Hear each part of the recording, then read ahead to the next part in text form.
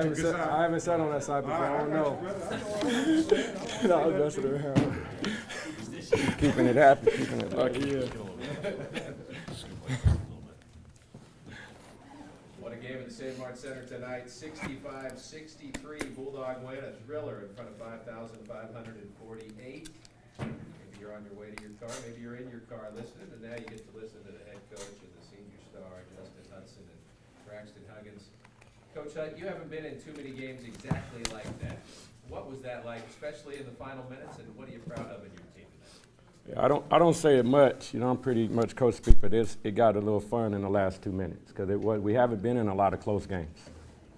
So it was like, let's see what our team's going to do. Let's make sure we try to help them.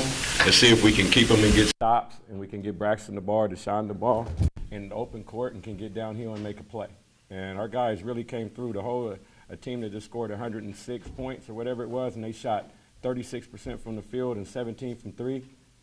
That was a heck of a defensive effort when we didn't have our whole offensive game tonight.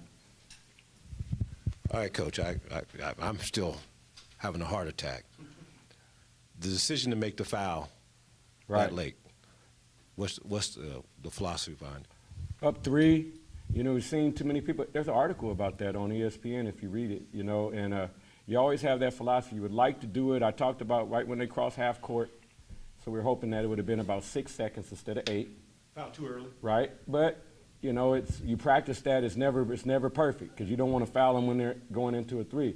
But what you were not going to do is have them come down and run a play and shoot a three, and they got 5 guys on the floor that can shoot the three. We're going to take our chance with they're going to make. First of all, they got to make both free throws. Then they got to foul. Then we got to miss, and then they got to go down and score. So we would like to have done it at 6. It would have been a little bit better. And if we could have got Deshaun the ball, who shoots free throws great, then it would have worked. But basketball is a little crazy like that. So it is, and the one stressor is getting the ball in after that. Right. What didn't you like about that when the ball, trying to get the ball in bounds? Well, I like that we didn't turn it over. I like that part. It's always tough when guys don't get open or guys are open and you didn't see them, okay? So, some of those things happen. But the bottom line is Sam didn't turn it over. He got it in, and we made 1 out of 2, which made it tough. So now they had to throw a desperation 3 up to beat us instead of them coming down with 8 seconds and probably getting a good 3-point shot off. I know those last seconds were nervous anyway, but even before that, some tense moments in the game on the line, and Braxton's here with you. He rose up and made a huge play, the and one, and Nate with the block, just as big for you guys inside. What does it say about your team that at this point in the season, guys aren't feeling the pressure but are stepping up and making those game-changing plays down the stretch? It was a good game. It was close, and what it says about the team is that we can grit one out. The ball got a little sticky for us. Give them credit, play great defense. They're well coached. They took some of the things away we had on the first side of the floor, and we had to get it to the second side of the floor and didn't always get there. But it didn't. Our offensive struggles, besides Braxton, our offensive struggles obviously didn't affect our defense if you look at the defensive numbers. So sometimes games go like that. You're not going to make 15 threes. So I was proud that our guys continue to play the next play. Braxton, on that, the and one play, you're one-on-one with Hobbs. What are you thinking, and what's going through your mind going into that? Make a play. Get to the rim. Somebody come up, dish it. Just get to the rim, make the right play. And I knew I can get by them, so I was just reading the help defense. I was reading the dudes behind them. They're a really good team. They almost had us. We had to really fight to get that win. Coach, the second time around in the league, this is common, where people know your actions, have played against it a little bit, and the defense has to travel, and I thought that was the key thing. There were some key stops Nate made late, your players made. The defense really won this one for you, didn't they? Couldn't agree more. You're right. They scout you. They know your personnel. They know your tendencies. You can't put in a whole bunch of new stuff this time of year. And we had to get the ball to the second side of the floor a little bit more. We had to get to our second action a little bit more. And when we did, we looked good. When we didn't, we were very stagnant. But, they didn't score too well either. So it goes both ways. Well, I might amend that. D won the game to tell you that the crowd might have helped you win that game, too. Did you feel that in the last couple minutes when they became a factor? Yeah, they stood up and it was loud. We got to keep being loud and proud. I love the Red Wave. I'm from here. So, I'm just excited to see everybody out, and I appreciate everybody who comes out. And Braxton, last 3 games, 26, 31, 26 again tonight.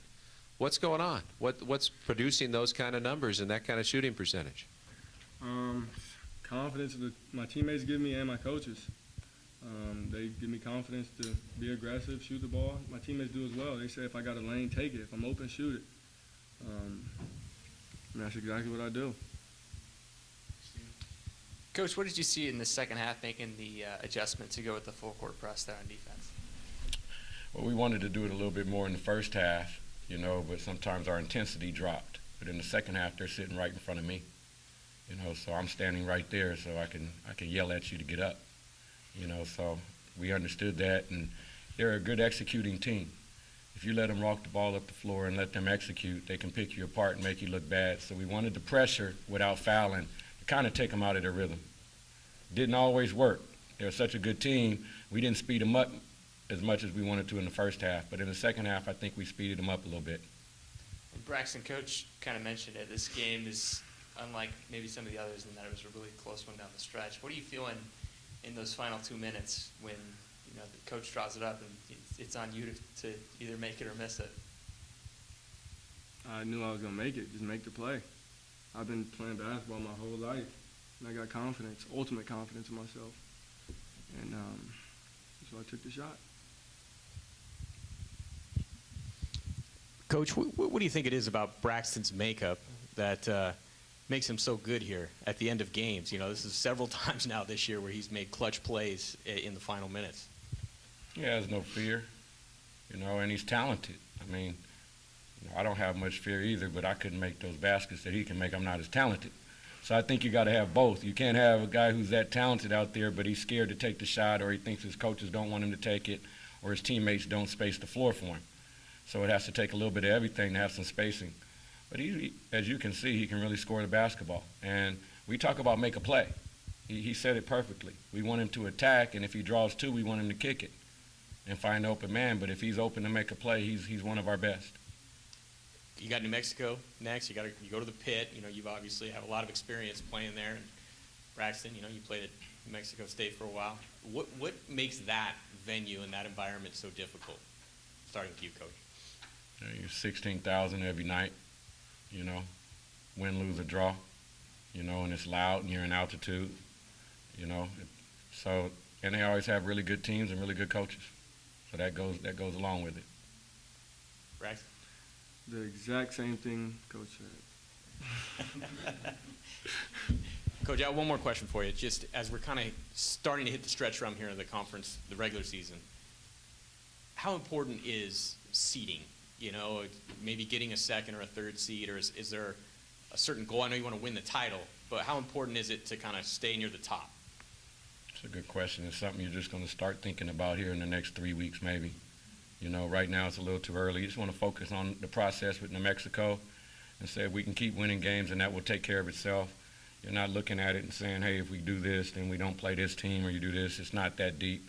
We just want to, these guys just played their behind off, and we're going to come back tomorrow and get ready for New Mexico. Any other questions? Jackson? Thank you. One last question. Hey, Jackson. Coach, you guys trailed for about 30 minutes in this game, and you've had some major comebacks through conference play. What's the message you give to your team, or the mindset that's able to ignore kind of playing from behind and getting the final score in your favor? We prefer to play from the front, you know, but our guys, I don't have to give too much of the message anymore, because guys like Braxton, who's sitting next to me, he's not the only one. They give the same message. They're saying, let's keep playing. Let's get stops.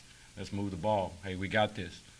So, you know, this time of year, you're hoping that it starts to become a player-driven team, where you're not forcing them to do stuff and you're not the only one motivating them, and you're starting to see it happen with such great leadership that we have. Thanks, everybody.